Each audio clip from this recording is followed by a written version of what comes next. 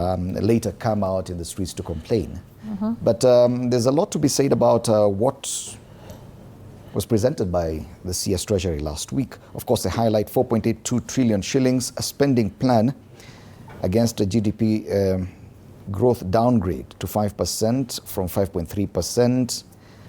The fiscal deficit that has been talked about, we need to plug about 1.14 trillion shillings. Yeah, 1.15. Yeah, trillion shillings. And this is what we want to discuss. That we talked a lot about the budget making process. Wakili, if we may start with you.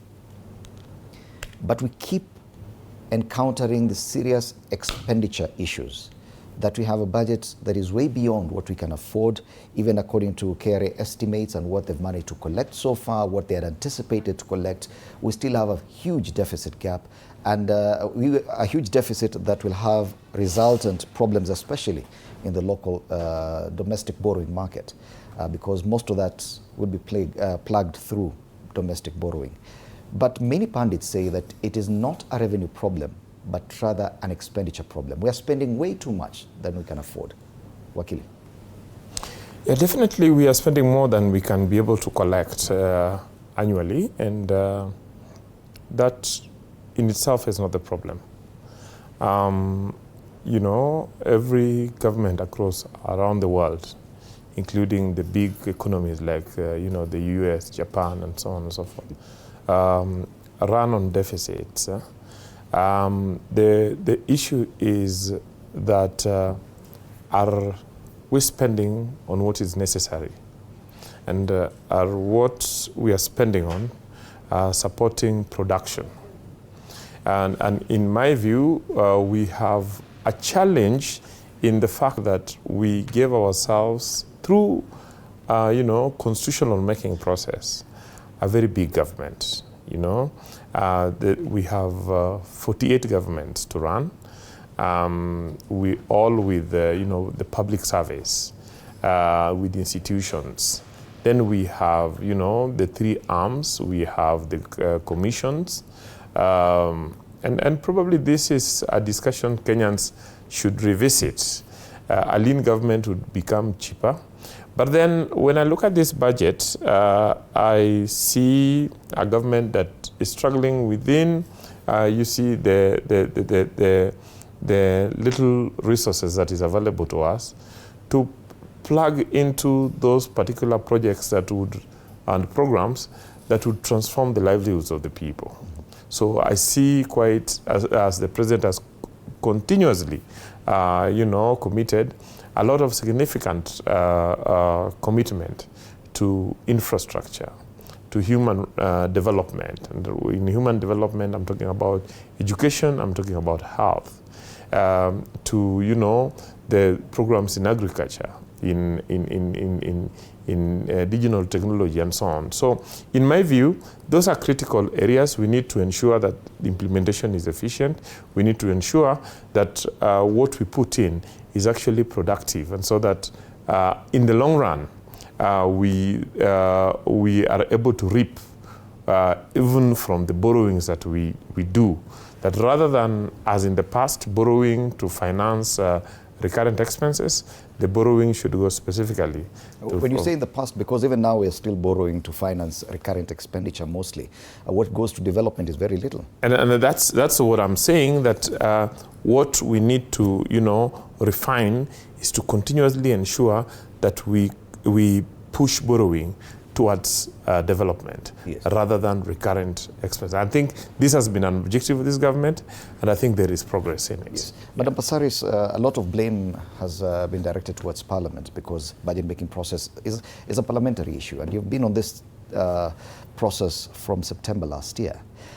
Many are wondering, what is Parliament's role in determining how much we can spend, how much we should borrow? Do we just leave it to the executive? Surely there must be an input from Parliament where you can reduce some of this ambition to even borrow beyond what we can sustain. You know, since I've got into government, I've realized that it's a tough balancing act. First of all, we've got a huge population with huge demands.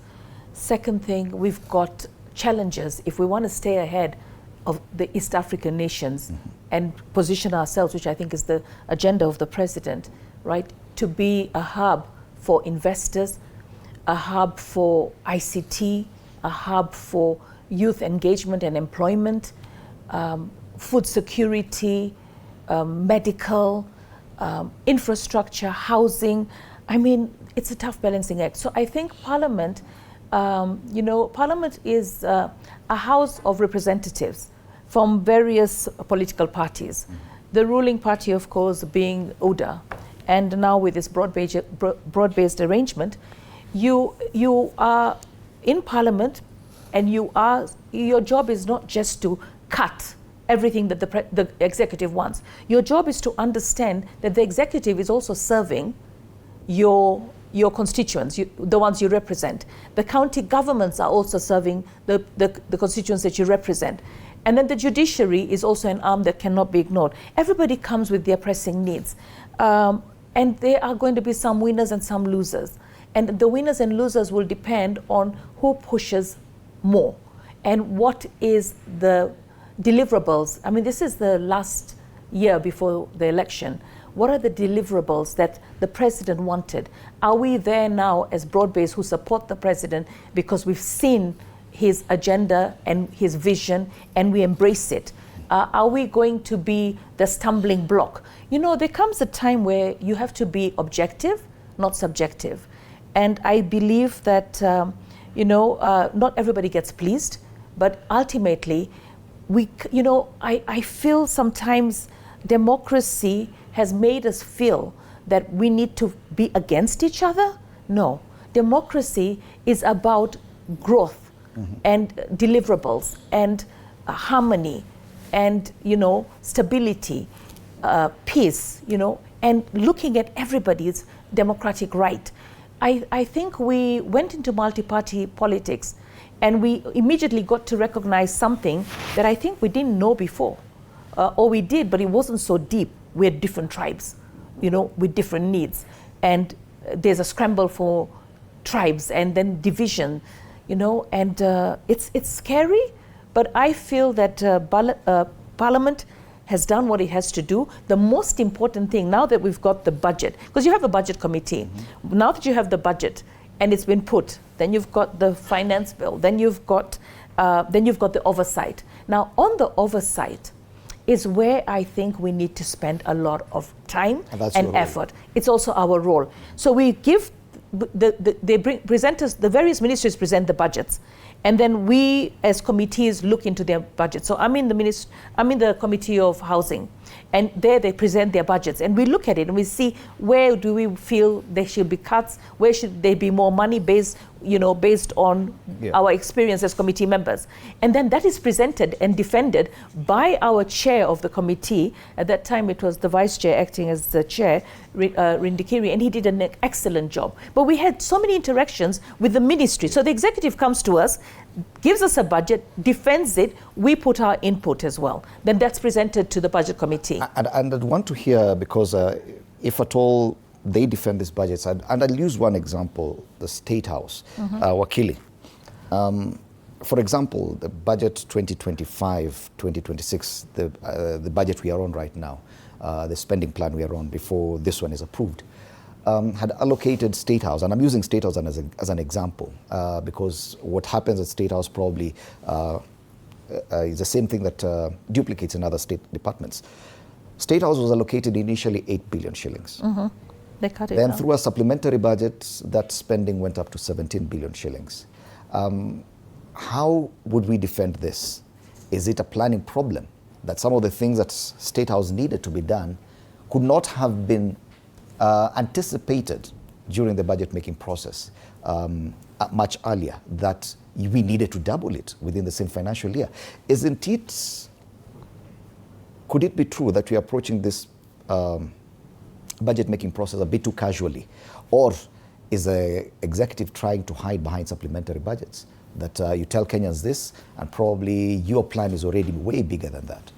No, I think it is important that we improve our planning process so that we are able to anticipate at least annual budgets, and because we are working on the midterm planning framework, that is a 3-year rolling program. So I think we should be able to improve on that. And listening to the CS for Finance, Honorable Badi, I think this is what he said the last time he was approving a supplementary budget, that he would want to, eliminate supplementary budgets. And I think this time he reduced the number of supplementary budgets. And that's critical. Now, when you speak about State House, I keep saying we should ask ourselves, is State House spending money on what is necessary? And I'll give you an example. I attended a leaders meeting at Kisumu State Lodge. Then it rained, okay? And the State Lodge was flooded, okay? And the State Lodge was leaking. It spoke to many years of neglect, of disrepair, of very critical, infrastructure in the country. And people would then think that if money is spent on rehabilitation, State House and State Lodges, then it is comfort for the president. It's not. It's a critical, forum where Kenyans engage, and this is a government that has devolved governance from the State House in Nairobi to throughout the country. So, in my view, it should be anticipated, but you see, we are not living in normal times. We are living in a moment when we have a leader who is pushing the limits, who is restoring the nation, who is making changes. For instance, look at what was done yesterday.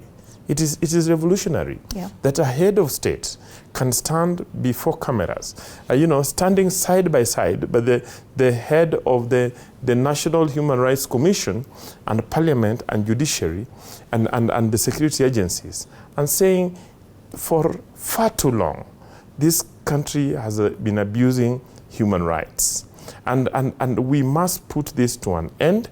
And to put it to an end, we recognize that there are victims.